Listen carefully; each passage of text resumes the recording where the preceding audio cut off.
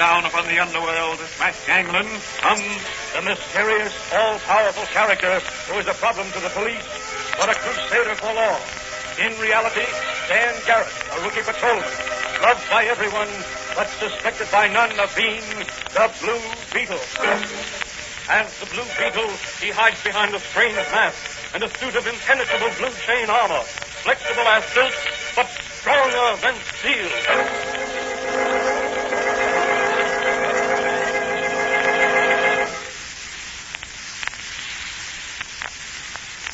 Today's transcribed episode of the Fox feature, The Blue Beetle, is entitled The Asylum of Dr. Drear. Who is Dr. Drear, and what sort of an asylum does he run? Is he a friend of the unfortunate, or is he a schemer against law and order? As our story opens today, Patrolman Dan Garrett, who is really the Blue Beetle, is entering the little apothecary shop of his friend and confidant, Dr. Franz, the chemist. Hello, Doc. Cash customer. Oh, hello, Danny. What's new? There's a young lady waiting for you. A young lady? Where? Back in the laboratory. What does she want, and who is she? Diana Tilton. Banker Tilton's foster daughter? Yes. What's she doing here? I don't know, Danny. Hadn't you better go back and talk with her? She seems very much disturbed about something. All right, I'll talk with her. Good evening, Miss Tilton. Oh, good evening. You're Patrolman Dan Garrett, aren't you? Yes, that's right. Oh, I'm so glad you've come. I've been waiting some time. What is it you wish to see me about? Well, my father, rather my foster father, has disappeared. Disappeared? Yes. You're sure he hasn't gone on town on I'm business? positive. Here's a note he left for me. I'm going away for a long rest. Don't worry. Linus will take care of everything. Love, Dad. Oh, this doesn't look as if your father had been kidnapped or met foul play. It's his handwriting, isn't it? Yes, I think so, but I'm not certain. Are there any suspicious circumstances mixed up with the disappearance? Yes, there are. What are they? Well, for one thing, Dad's nephew, Linus Weatherby. Linus Weatherby? Yes, do you know him? Only by reputation. Quite a playboy. Yes, so I've heard. Well, he's Dad's nephew and an officer of Dad's bank. Recently, things haven't been going any too well at the bank, and Dad's been worried. Financially, I mean. I see. Go on. Linus insists that Dad is acting strangely, and a month or so ago he called in a psychiatrist, Dr. Drear, to examine Dad. What was his opinion? That Dad needed a rest. Well, your father's note seems to indicate he has taken Dr. Drear's advice. Yes, but here's a strange thing. Dad can't read or write without his glasses. He wears them constantly. He'd be lost without them. Today, I found them in his desk drawer. When did you last see him? 2 nights ago. Well, I wouldn't worry. He'll probably send for his glasses in a day or so, and you'll learn his whereabouts. But there's one thing more. What is that? Since Father's disappearance, Linus has become more insistent that I marry him. He acts like someone who has the whip hand of a situation. Oh, he's becoming unbearable. Well, why don't you go to the commissioner? He'd probably turn the city upside down to locate your father. But that's just the point. I don't want to do that. If he is all right, he'd resent such interference. Then if he isn't... Oh, I don't know what to do. I'm so worried and puzzled. There, don't cry. I'll do what I can to help you find your dad. You run along home, and I'll phone you in the morning. Oh, thank you so much. There, that's to show you how much I appreciate your help. Goodbye. Gosh, I'm glad Mannigan didn't see her kiss me. I'd never hear the last of it.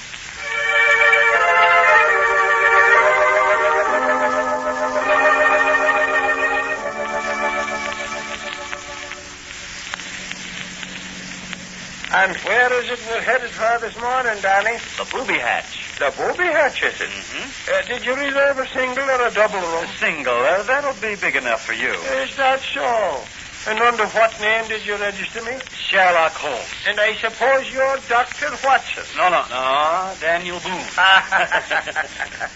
We're calling upon a Dr. Drear, who, according to Charlie Storm of the News, runs a private sanitarium for the mentally upset out of Tanglewild. Oh, you mean he runs an insane asylum? That's right. And why are we visiting Dr. Drear? We'd like to discover if he has a patient there with the name of Tilton. The banker? The same. Oh. Say, does the commissioner know about this? No, this is a private mission. Okay, Danny, I'm with you. Let's go.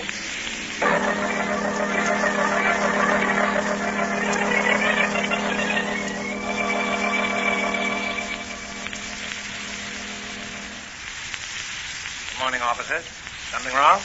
One of my attendants said you wished to speak with me. Dr. Drear. That's right.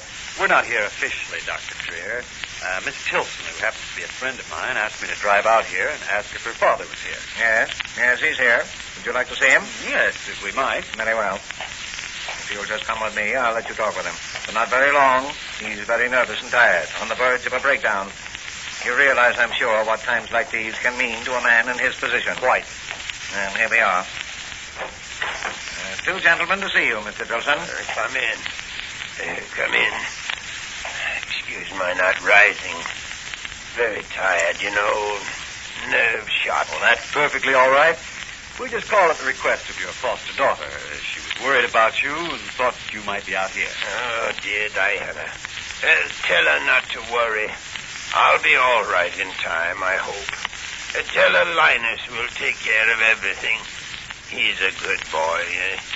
He'll take care of her. I'll tell her, Mr. Tilson.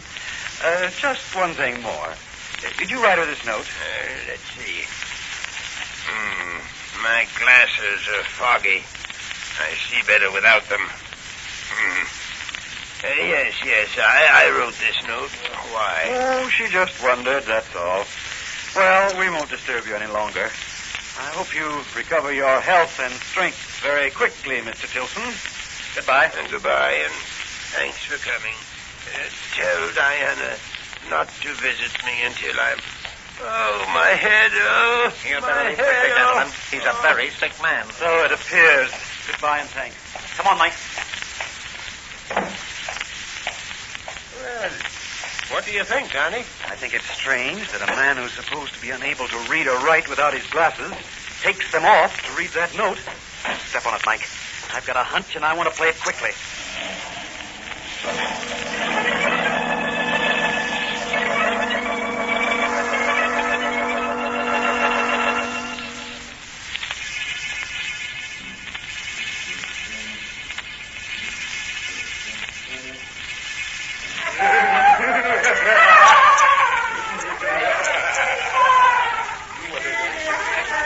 This is some layout. Dr. Drear certainly does himself proud. There must be some money in psychiatry. Hello. Oh, hello. You're Sir Lancelot, aren't you? I'm the Blue Beetle. Oh, no, you're not. You're Sir Lancelot. I'm King Arthur. I know. I see. Well, let's pretend I'm Sir Lancelot's brother. His twin brother. Yes. We got twins in here. Have you? Yes. What's their name? Tilson. Yes. Are you sure? By the Holy Grail, I swear. I've seen them. Show me, will you? On one condition, Sir Lancelot. What's that? Promise me you'll get me a new round table. They took mine away. Okay, I promise. Follow me, but don't make a sound. There's black knights on guard, and Merlin the magician is always snooping around. Who's Merlin? The wicked magician who runs this place. Calls himself Dr. Drear, but he can't fool me. Here, this way. Follow me. I am thy father's spirit, doomed for a certain time to walk the night, and by the day confined to fast and fast. They do one fall upon my beloved France, and I shall die. Dickory, dark. The mouse ran up the clock. The clock struck one, the mouse ran down. See, here's one twin. He's the crazy one. They keep him locked up. Thanks very much, King Arthur. You're welcome, Sir Lancelot. I'm going now, before the Black Knights come. Don't forget about my round table. What's going on outside my door? Is that you, Mr. Tilson? The real Mr. Tilson? Of course it's me. Who are you? The Blue Beetle. Blue Beetle. I thought they'd get you someday. Always doing crazy stunts. I'm here to save you. Who sent you? Never mind that now. Tell me who put you in here. Oh, that low-down nephew of mine, he and Dr. Drear. They must have drugged me. Just a minute now till I try one of my master To keys horse, with his Sir life. Lancelot, to horse. The Black Knights are coming. To horse, to horse. There he is. Come on, Joe. Here, come on the stairway. Yes, it's the Blue Beetle. Come on, you mobs, and get nipped. Shock him with the rubber hose, Joe. You'll have to get under my guard first. Let's get that gun out of you, Joe. Hey, what's the next that room there, Joe? Sorry, but I'm going the other way. Now, shut up. Put on your gas mask and stand aside till I give him a shot of this tear gas. They've killed Sir Grab the Lancelot. Blue Beetle boys. Sir and drag him into Lancelot's the dead. Put him in a straitjacket. Long In the morning, we'll give the Blue Beetle a permanent room without windows.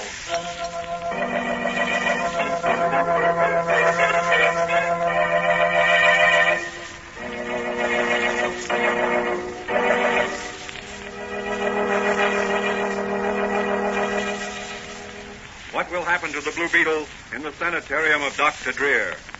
Will he be able to free himself from the straitjacket and save Banker Tilson? These questions will be answered in the next transcribed episode of The Blue Beetle.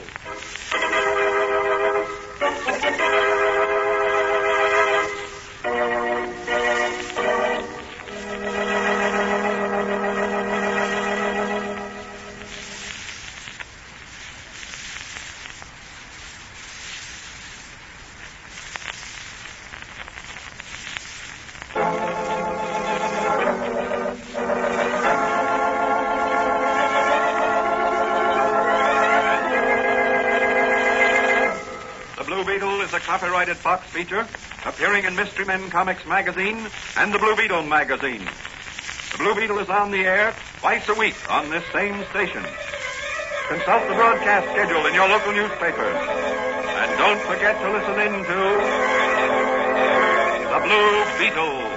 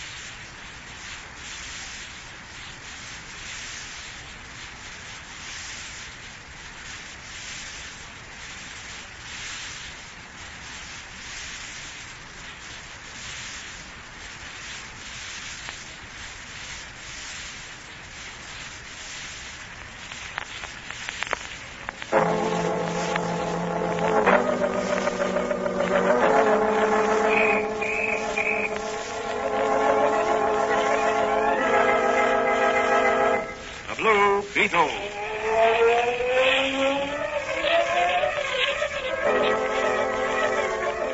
Sweeping down upon the underworld to smash gangland comes The mysterious, all-powerful character who is a problem to the police, but a crusader for law. In reality, Dan Garrett, a rookie patrolman, loved by everyone, but suspected by none of being the Blue Beetle. As the Blue Beetle, he hides behind a strange mask and a suit of impenetrable blue chain armor, flexible as silk, but stronger than steel.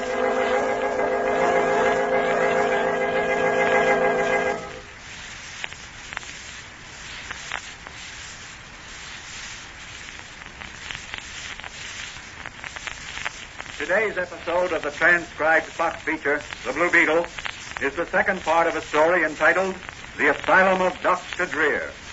In the previous episode, Diana Tilson asked Patrolman Dan Garrett to locate her missing foster father, Banker Tilson. He has disappeared, leaving a note addressed to her saying he was going away for a rest. She is suspicious, however, of the actions of Tilson's nephew, Linus Weatherby, and a Dr. Drear, a psychiatrist, whom Weatherby brought in to examine the banker. Armed with a description of the banker, Dan Garrett and Mike Manigan visit the private sanitarium of Dr. Drear. They are permitted to interview a man who fits the description of Banker Tilson. He claims he is on the verge of a nervous breakdown and wishes to remain for a long rest. But a suspicious circumstance makes Dan Garrett decide to return later as the Blue Beetle. He finds the real Tilson and is about to release him from a cell when he is discovered by the guards and Dr. Drear and overcome by tear gas. As the episode ended, he was strapped in a straitjacket and locked up among the more violent inmates. As today's story opens, Diana Tilson's telephone is ringing. Hello? Is that Miss Tilson? Yes? Have you seen Don Garrett? Who is this? This is Officer Monaghan, Donnie's pal. Oh, no, I haven't seen him. Well, that's strange. I ain't either. Not since we got back from Dr. Drear's insane asylum. Oh, tell me, did you find my father? Yes, we did. Did you show him my note? Yes, he read it himself. Oh, did he have his glasses? Yes, but he... Hello? Hello? Oh, hello. Oh, hello, Liner. Yes, I was talking to someone about father. And what did they tell you? Well, they've seen him out of Dr. Drear's sanitarium. Oh. Diana, why don't you marry me and let me take care of you? Someday I'll inherit Uncle's money and you'll be rich. No, Liner. No use. I'll never marry you. You may change your mind. You're upset now. I think I'll have Dr. Drear talk with you. Perhaps a little rest at his sanitarium would get your thoughts in the right channel. Pardon me, sir. Dr. Drear calling to see you. Thank you, Wedgwood. Show him into the library. I'll be right down. Very good, sir. Before I go, I want to warn you, young lady. If you want to save your father's life, you'd better do as I say. Good night, lady.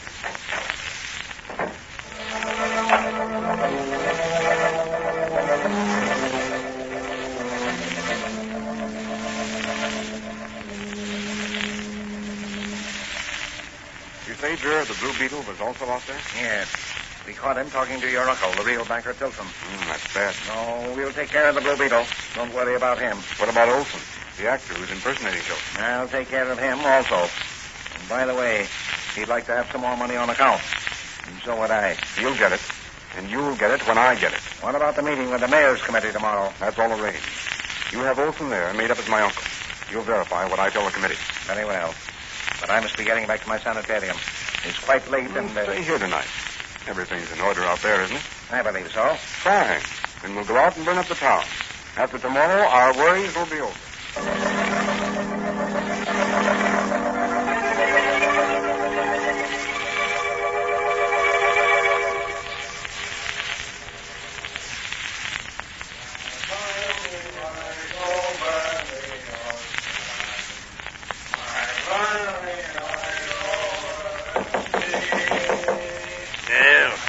What is it now?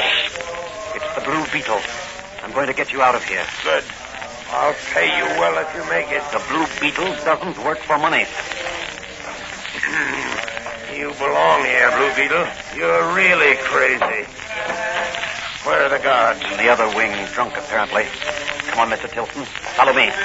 How did you get out of that cell in straitjacket? Master keys and a special 2X formula that gives me super strength and vitality. I've locked the guards in their quarters. What a headache they're going to have in the morning. That may be for Dr. Drear. Well, what are you going to do? Wait here until we see if Dr. Drear's in his office. Wonder where Drear is. He's probably in town with that no-good nephew of mine, painting the town red. I'm going to take a chance and answer that telephone. Now, I'll disguise my voice. Hello? Yeah? Who? Oh, is that Dr. Drear? Yeah, this is Gus. Yeah, Gus. Sure, everything's under control. Yeah, you stay in town tonight. Okay. Who? Oh, the guy impersonating Tilson. Oh, sure, I'll leave a message for him. I'll tell him to come to town in the morning. The Blue Beetle? Say, Doc, the Blue Beetle and Tilson are just where they ought to be. Yeah. Okay. Goodbye. Why, you'd make a good actor, Blue Beetle. Oh, thanks. Come on, let's get out of here. My car's hidden alongside the road about a mile from here. Think you can make it, Mr. Tilson? I never felt better in my life. Come on. When I get back to town, we'll put those scoundrels where they belong.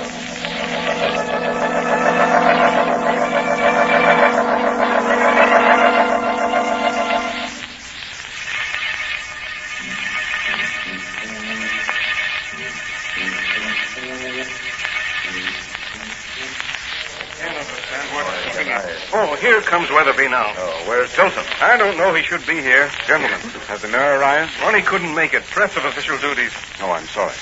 Will you be seated, please? Yes. Thank you. Where's your uncle, Mr. Weatherby? I'll have to ask your indulgence, gentlemen. Uncle Amos is a very sick man. He'll be here in just a moment with his physician, Dr. Drear. Well, that's too bad. Why, I didn't know he was ill. In the meantime, we'll get down to business. You gentlemen are a committee appointed by the mayor, I believe, to represent the city in receiving a gift of $1 million from my uncle, to be matched by another $1 million appropriated by the city to build a children's hospital. Yes, that's right. Well, gentlemen, it is my sad duty to have to inform you that my uncle is withdrawing his offer. What's that? Did we hear you right, young man? You did, gentlemen. My uncle feels that he has too many obligations and too many duties right now. He is on the verge of a nervous breakdown. Therefore, he is turning his affairs over to me to manage. Well, what about your authorizing this gift? Oh, gentlemen, I agree with Uncle Amos. I do not feel that his financial condition will allow such a gift to be made at present. But the city has already appropriated its share. The land has been condemned, and the work of demolishing old tenements has been started. I'm sorry, gentlemen, but the decision is final. Well, I demand to see Amos Tilson. Until I hear it from his own lips, I will not believe that he... Just a moment, gentlemen. Here's Uncle Amos now. He will speak for himself.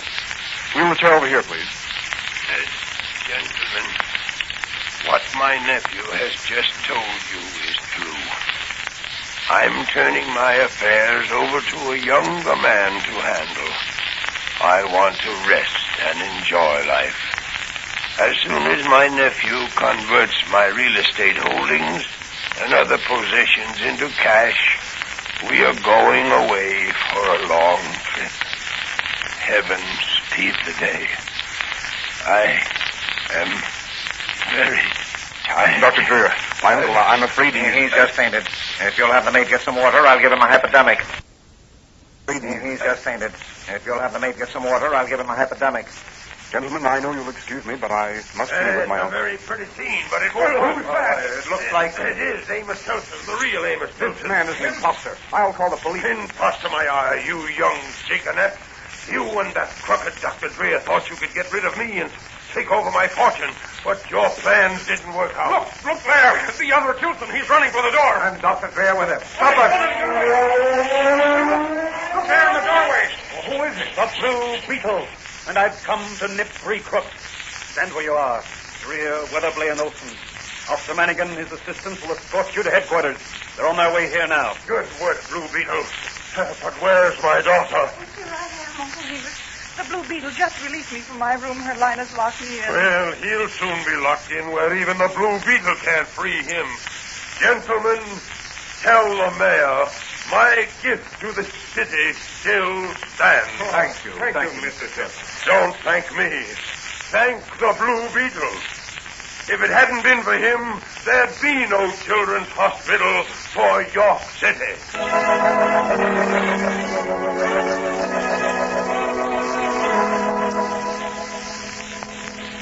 Well, Benny, and how did you like your visit to the booby hatch, as Manigan calls it? Oh, that's a terrible place. Well, what will happen to it now that Dr. Drear is in prison? Amos Tilson's going to take it over and make a real sanitarium out of it. With a real psychiatrist at the head of it. It's all modern conveniences and more humane personnel. Ah, that's splendid. What about Weatherby? He's to be disinherited. Tilson's money will go to his foster daughter, Diana. Well, the Blue Beetle certainly straightened that situation out. But there's one thing he forgot. What? Yes, a promise he made to King Arthur. King Arthur? Why, who's King Arthur? One of the unfortunates at the sanitarium. Where are you going, Danny? I'm going to buy King Arthur the new round table I promised him.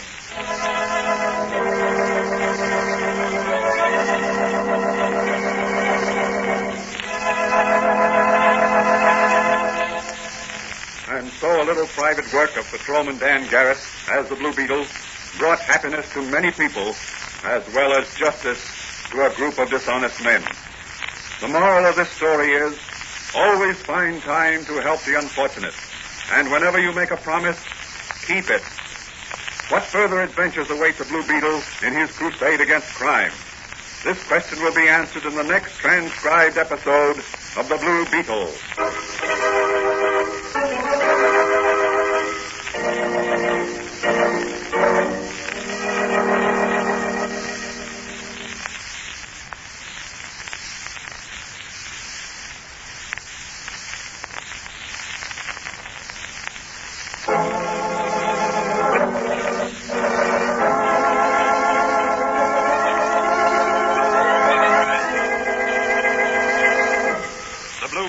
a copyrighted Fox feature appearing in Mystery Men Comics magazine and the Blue Beetle magazine.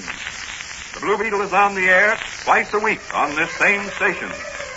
Consult the broadcast schedule in your local newspaper. And don't forget to listen in to the Blue Beetle.